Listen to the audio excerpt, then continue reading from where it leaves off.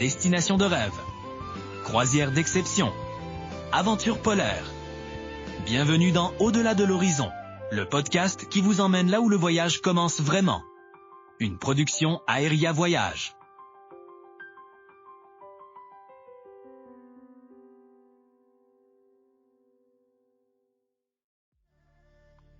Quand on prend 14 millions de personnes et qu'on les entasse dans une seule zone métropolitaine, ben logiquement, on s'attend au chaos total. Ouais, on s'attend à un désastre, mettons. Exactement. On s'imagine un bruit assourdissant, une circulation complètement paralysée, puis une friction constante entre les gens. Une jungle de béton invivable. C'est ça. Pourtant, à Tokyo, ben, les trains de banlieue qui sont super achalandés sont d'un silence quasi monacal. Le taux de criminalité frôle le zéro absolu. Ouais, c'est assez frappant. Puis on peut très bien tomber sur un petit sanctuaire en bois, vieux de plusieurs siècles, qui est niché bien tranquillement au pied d'un immense gratte-ciel en verre. Tout à fait. Donc, aujourd'hui, notre analyse approfondie s'attaque à un dossier de voyage mis à jour en 2026. C'est un guide ultra complet rédigé par Yvan Junior Blanchette. Oui, qui est conseiller en voyage et spécialiste des croisières chez Aéria Voyage. Exact. Et la mission de notre exploration aujourd'hui, ben, c'est de comprendre comment l'une des villes les plus visitées, mais honnêtement les plus incomprises au monde, fonctionne réellement. Absolument. On veut démontrer à quiconque nous écoute que cette mégalopole géante, c'est pas le monstre écrasant qu'on s'imagine. En fait, pour utiliser mon analogie habituelle, bon, décortiquons tout ça. Tokyo, c'est comme un casse-tête de 14 millions de pièces. Oh, j'aime bien l'image. Au début, on ouvre la boîte, on ne voit que le chaos. Mais dès qu'on trouve les coins, ben tout s'emboîte parfaitement. C'est une excellente façon de le formuler. Et le terme écosystème est vraiment fondamental ici. Parce que la thèse principale qui ressort du texte de Blanchette, c'est que Tokyo, c'est l'expression la plus claire de ce qu'est le Japon. OK, dans quel sens? Dans le sens où c'est un endroit où l'extrême modernité, tu sais, les néons, la technologie, et la tradition profonde coexistent sans aucune friction. Minute, je dois t'arrêter tout de suite, là. Vas-y. 14 millions d'habitants sans aucune friction. Ça ressemble à une brochure touristique utopique. Je sais, ça a l'air impossible. Ben oui. Quiconque a déjà essayé de marcher sur un trottoir un peu achalandé en Amérique du Nord, c'est que la friction humaine, c'est inévitable. Quelqu'un te bouscule, un klaxon sonne. Ouais, la fameuse rage de trottoir. Exactement. Comment une telle densité peut ne pas exploser au quotidien? Est-ce qu'on parle d'un contrôle rigide, genre policier, ou d'une ingénierie urbaine complètement différente de la nôtre? C'est une excellente remise en question. Et la réponse se trouve vraiment dans l'urbanisme même de la métropole. Ce n'est pas un contrôle autoritaire. OK. Contrairement à des villes comme New York, avec son quadrillage super strict, ou Paris, avec les grands boulevards pensés par Haussmann. Ouais, des plans très centralisés. Exact. Tokyo n'est pas un seul gros bloc de béton imaginé par un architecte central. Le dossier explique qu'il faut l'aborder comme une collection de centaines de petits villages distincts. Des villages au milieu d'une mégalopole? Oui, des villages qui ont grandi de façon très organique au fil du temps, jusqu'à ce que leurs frontières finissent par se toucher. Ça fait qu'il n'y a pas un seul grand centre-ville vers lequel tout le monde converge en même temps, le matin. Ah, voilà un mécanisme logique. Donc la pression est répartie. Exactement. Ça dilue énormément la pression démographique. Donc au lieu d'avoir un seul cœur unique qui pompe tout le sang de la ville, on a une multitude d'organes indépendants qui fonctionnent en parallèle. C'est exactement ça. Ça change complètement la façon de visualiser l'espace. Si on applique ça concrètement, sur le terrain, prenons le quartier de Shibuya. Ah, le classique. Ben oui, c'est l'image que tout le monde a en tête. Le fameux carrefour piétonnier géant, des milliers de personnes qui traversent en même temps, sous les écrans, la foule. Si c'est un village, c'est quoi sa fonction dans cet organisme-là? Shibuya, dans le fond, ça agit comme le centre névralgique de la jeunesse et de la culture pop. C'est l'énergie brute. Mais c'est chaotique, non? Justement, ce que Blanchette souligne de super fascinant, c'est que l'illusion du chaos s'arrête littéralement au carrefour. Ah oui? Ouais. Dès que tu t'enfonces dans les rues secondaires, particulièrement en soirée, tu découvres une multitude de micro-boutiques, de petits commerces indépendants, des cafés tranquilles. Donc l'intensité tombe d'un coup? Exact. C'est une énergie vibrante, mais elle est canalisée. Ce n'est pas du désordre, c'est un flux humain hautement chorégraphié qui a son propre rythme. Et ce rythme-là change drastiquement si on se déplace ailleurs, ce qui prouve cette fameuse théorie des villages. Tout à fait. Par exemple, le texte nous amène ensuite à Asakusa. Et là, c'est le contraste direct. On y trouve le temple Sensoji, qui est le plus vieux de Tokyo. Un endroit magnifique. Oui, et le vide décrit un rythme beaucoup plus lent, des rues anciennes, la rue marchande traditionnelle Nakamise. Le texte recommande même d'y aller tout le matin. Mais ma question, c'est comment un quartier aussi traditionnel peut survivre à côté des gratte-ciels sans se faire avaler par les promoteurs immobiliers? C'est parce que le zonage psychologique et culturel est extrêmement fort au Japon. Un zonage psychologique? Oui. Asakusa maintient un rythme volontairement contemplatif. La survie de ces espaces-là, ce n'est pas un accident ou un manque de budget pour construire des tours. C'est un choix de société de préserver ses poches de calme absolu. C'est fascinant. Et si on observe un autre endroit comme Ginza, qui est aussi détaillé dans le dossier, on voit encore une autre approche de la gestion de l'espace. Ginza, c'est le luxe, c'est ça, non? Exact. C'est l'élégance, l'architecture contemporaine. Les boulevards sont beaucoup plus larges. L'urbanisme y force carrément une marche plus lente. Les gens s'habillent bien, flânent. Ça crée une atmosphère qui est consciencieusement plus silencieuse, même en plein air. C'est fou de réaliser que l'architecture dicte littéralement le comportement de la foule. Mais il y a un endroit dans la source qui semble briser cette règle de séparation nette. Tu penses à Shinjuku? Oui, exactement. Le dossier le décrit comme incarnant la dualité parfaite. Le côté ouest, c'est le centre des affaires le jour, une forêt de gratte-ciel remplie de complets cravates. Très sérieux, très corporatif. Puis soudainement, la nuit, le côté est devient la capitale mondiale du néon. Mais le détail qui m'accroche vraiment dans la lecture, c'est le fameux Golden Guy. Ah, le Golden Guy, c'est mythique. Mais c'est absurde logistiquement. Un labyrinthe de minuscules ruelles avec des bars qui ne peuvent accueillir que 5 ou 6 clients en même temps. Comment ces micro-espaces-là n'ont pas été rasés au bulldozer pour construire des tours à bureaux massives? La viabilité économique semble impossible. C'est là que ça devient super intéressant. Le Golden Guy, c'est l'anomalie la plus révélatrice de l'urbanisme de Tokyo. Après la Seconde Guerre mondiale, ces zones-là ont émergé spontanément. Marché noir, petits commerces improvisés. OK, mais pourquoi ça existe encore aujourd'hui? Leur survie tient à une combinaison vraiment complexe de droits de propriété ultra fragmentés. Chaque tout petit lopin de terre appartient à quelqu'un de différent. Puis il y a aussi une volonté farouche de la communauté de préserver une intimité qu'on ne peut pas trouver dans les tours de verre. Ah, donc la résistance locale est forte. Très forte. Ce refus de tout uniformiser, de tout aseptiser, ça se voit encore plus clairement dans un autre quartier mentionné par Blanchette. Yanaka? Exactement, Yanaka, le joyau caché. Ouais, notre source précise que ce secteur a été épargné par le grand tremblement de terre de 1923, puis aussi par les bombardements de la Seconde Guerre mondiale. C'est un petit miracle en soi. Complètement. On y voit des devantures en bois, un vieux cimetière magnifique et apparemment très peu de touristes. Beaucoup de récits de voyage tombent dans le cliché de dire que visiter ces quartiers, c'est comme voyager dans le temps. C'est une expression qu'on entend souvent. Mais avec l'analogie biologique qu'on a établie au début, je trouve que c'est plutôt comme observer l'ADN d'origine de la ville, non?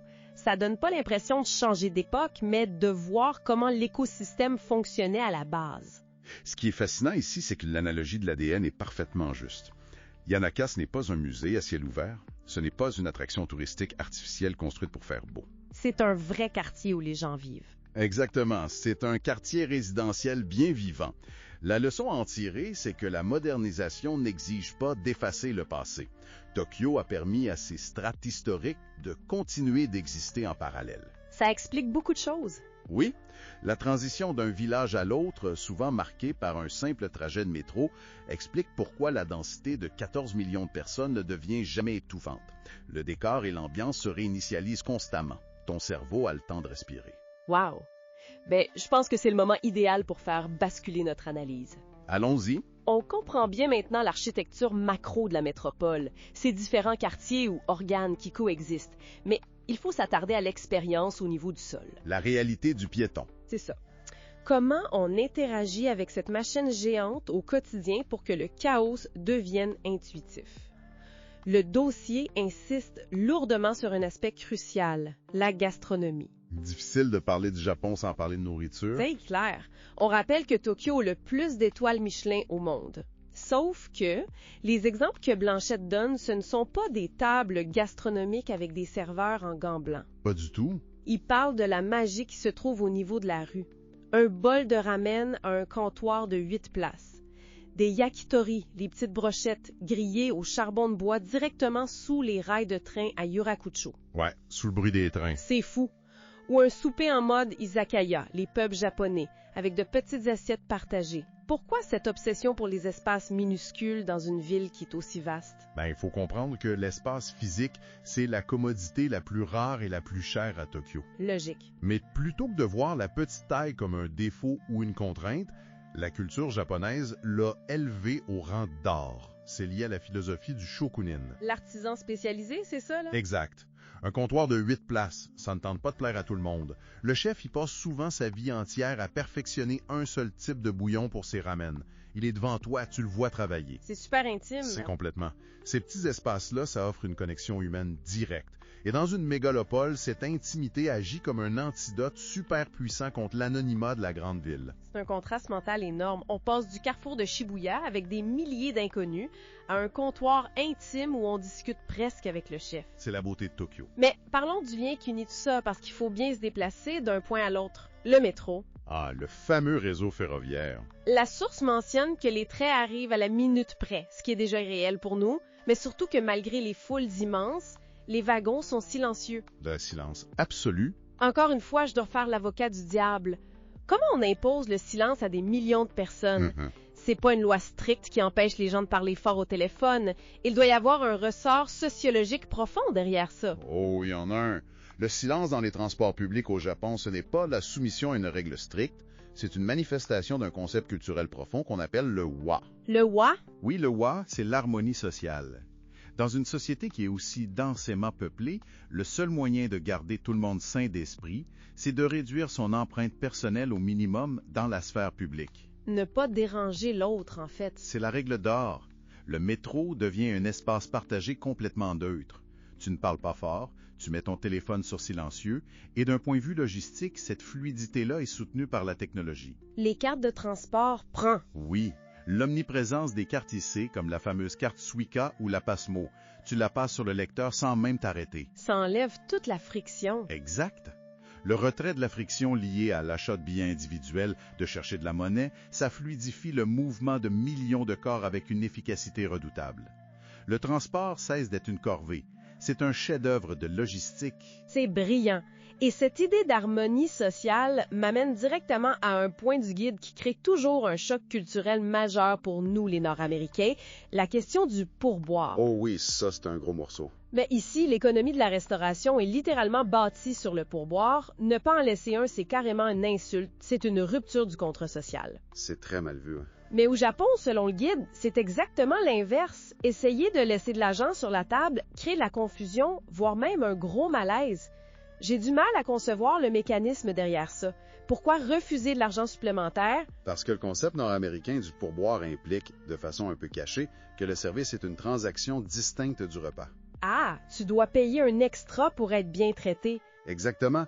Alors que dans la culture japonaise, l'excellence du service, ça fait partie intégrante de la fierté professionnelle de l'employé. C'est déjà inclus dans le contrat de base quand tu rentres dans le resto. Donc, donner de l'argent en plus, c'est comme dire « oh ». C'est comme venir perturber cette dynamique de façon insidieuse. Ça sous-entend que la personne fait bien son travail seulement en échange d'une petite récompense financière directe. Ça rabaisse son professionnalisme. Ah, wow! Je n'avais jamais vu ça sous cet angle-là.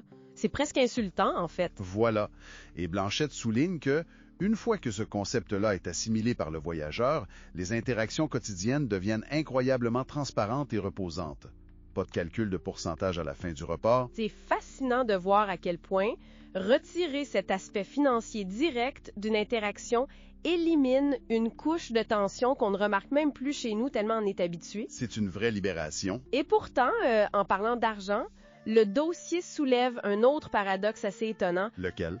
On est dans la ville des métros hyper silencieux réglés à la seconde près. On porte des cartes intelligentes. Le guide dit qu'il faut absolument s'équiper d'un routeur Wi-Fi de poche ou d'une carte eSIM pour naviguer numériquement. C'est indispensable, oui. Mais en même temps, la source insiste sur le fait qu'il faut toujours se promener avec de l'argent comptant, des yens en papier. L'hypertechnologie qui coexiste avec les pièces de monnaie, c'est un peu contre-intuitif, non? Ça a l'air paradoxal, mais l'adoption de la technologie au Japon est souvent super pragmatique, il n'est pas idéologique. C'est-à-dire? Les cartes de crédit et les paiements mobiles progressent beaucoup, surtout depuis quelques années, mais la confiance envers la monnaie physique reste profondément enracinée. Surtout pour les petits achats. Exact. Dans les petits commerces de quartier, les dépanneurs indépendants ou si tu veux faire une offrande dans le temple, l'argent comptant offre une fiabilité qui rassure. Et ça ne pose pas de problème de sécurité de se promener avec plein d'argent sur soi? Justement, ça souligne le point fondamental soulevé par l'auteur, la sécurité absolue de la ville.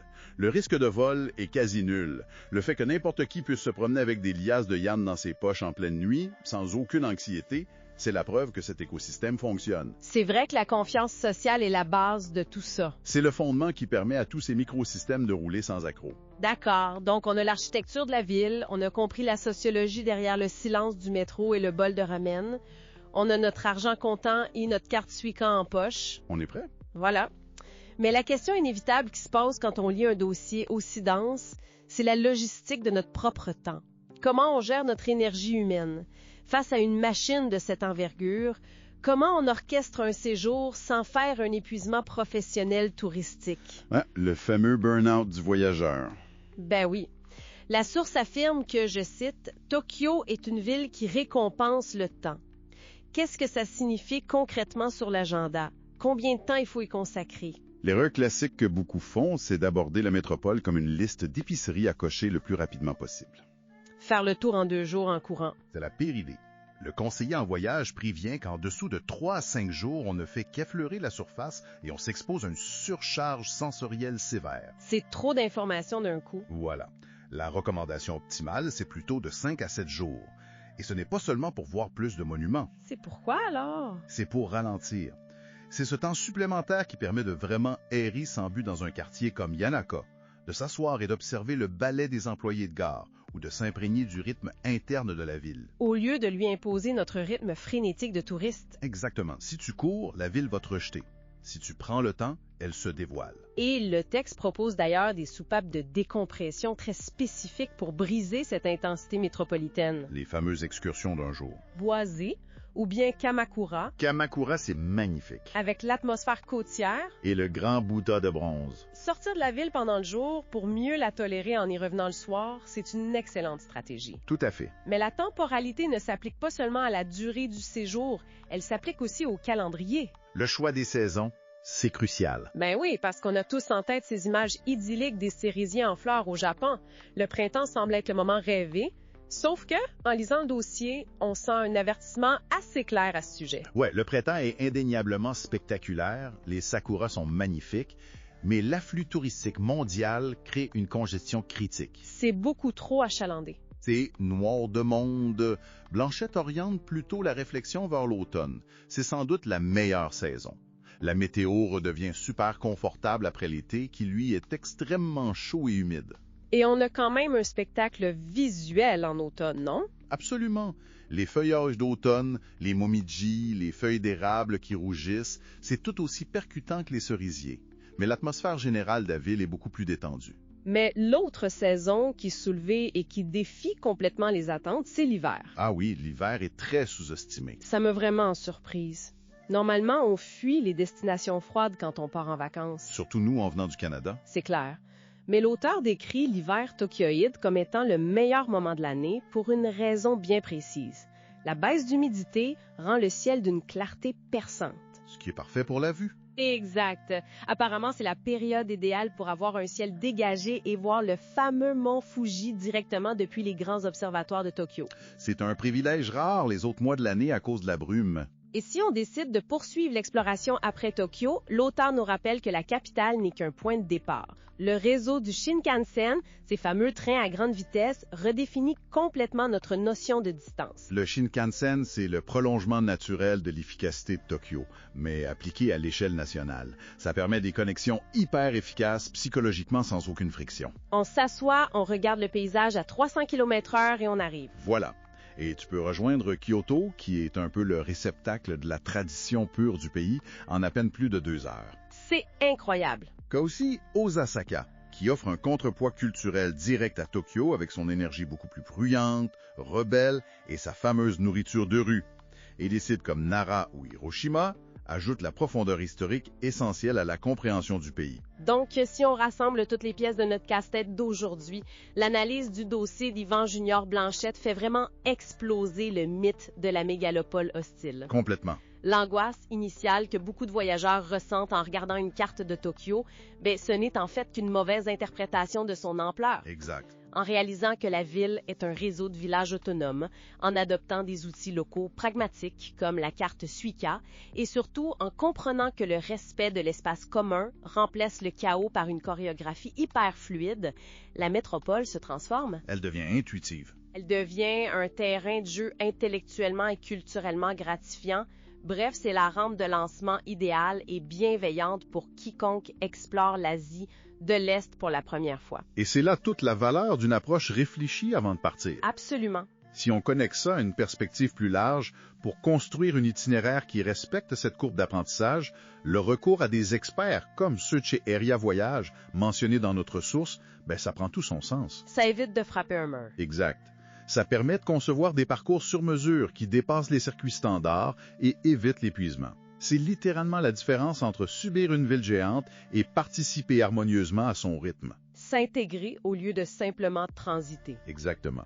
Ce qui soulève d'ailleurs une interrogation fondamentale en guise de conclusion pour ceux qui nous écoutent. Je t'écoute. Si Tokyo réussit l'exploit quasi impossible de fusionner une population de 14 millions d'habitants avec une hyper-modernité à un rythme effréné, tout en conservant un calme profond, une sécurité absolue et des traditions centenaires intactes, quelle leçon d'urbanisme, de civisme et de vivre ensemble les autres grandes métropoles mondiales en pleine croissance pourraient-elles bien en tirer? Oh, wow! C'est une excellente question. C'est le genre de réflexion qui change complètement notre façon de regarder les trottoirs et l'organisation de nos propres centres-villes en rentrant chez soi. Ça remet nos propres modèles en perspective. Vraiment. Un immense merci à quiconque a pris le temps d'explorer cette architecture sociale fascinante avec nous aujourd'hui. Gardez l'esprit curieux, remettez en question vos repères et continuez de plonger au fond des choses. À la prochaine! Vous venez d'écouter Au-delà de l'horizon, une production Aeria Voyage. Pour en savoir plus sur les destinations et les compagnies présentées dans cet épisode, visitez notre site web au www.aeriavoyage.com, voir tous les détails dans la description. N'oubliez pas de liker et de partager le podcast avec votre famille et vos amis. Abonnez-vous à la chaîne pour être certain de ne rien manquer. À très bientôt.